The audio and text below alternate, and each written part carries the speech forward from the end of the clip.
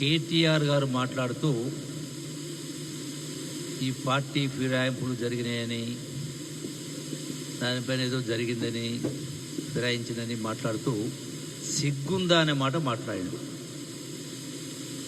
Party ఫిరాయింపులు జరిగినాయా జరగలేదా ఏంది అనేది అది ఏదున్నా సుప్రీంకోర్టు పరిధిలో ఉంది, వాస్తవాలు అనేది తెలుస్తాయి. అయితే ఎమ్మెల్యేలకు సిగ్గుందని మాట్లాడాడు. ఈ సందర్భంగా కేటీఆర్ను నేను ఒకటే ప్రశ్నిస్తా ఉన్నా. న్యాయస్థానం ముందున్నటువంటి అంశాన్ని గురించి మాట్లాడుతూ ఉన్నా. ఏదున్నా న్యాయస్థానం నిర్ణయం తీసుకుంటుంది, స్పీకర్ గారు నిర్ణయం తీసుకుంటారు. సిగ్గుందా అనే పదం ఎందుకు ఇప్పుడు జ్ఞాపకం వచ్చింది కేటీఆర్కు? తెలంగాణ రాష్ట్ర ఉద్యమంలో వందలాది మంది బిడ్డలు ప్రాణత్యాగాలు చేసి తెలంగాణ రాష్ట్రం సాధించుకుంటే వీళ్ళు సిగ్గులేని పనులు ఎన్ని చేసినరు?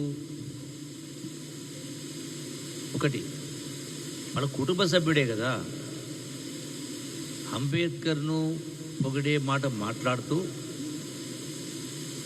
రాజ్యాంగం గురించి మాట్లాడుతూ, మళ్ళీ అదే కేసీఆర్ పెగ్గులు పోసేటువంటి ఎవరైనా సంతోష్ కుమార్ రాజ్యసభ మెంబర్ ఇచ్చాడు. దేనిలో నిష్ణాతుడు ఆయన? అప్పుడు ఎందుకు సిగ్గు రాలేదు వీళ్లకు? అదొకటే కాదు. రోజు రెండవది, ఒక అంశం కాదు, ఇంత పెద్ద ఎత్తున ఉద్యమం జరిగి వ్యవహారం తీసి తెలంగాణ రాష్ట్రం వచ్చిన తర్వాత ఒక్కటైనా అమరవీరుల ఆకాంక్షలకు సరిపోయినటువంటి పద్ధతుల వల్ల ఆలోచన విధానం ఒక్కటైనా పరిపాలన జరిగిందా? నేను చెప్పడం కాదు కదా, మీ సోదరి కవితనే చెప్పింది కదా. ఇది వేల కోట్ల రూపాయలు అక్రమార్జన చేసిందని.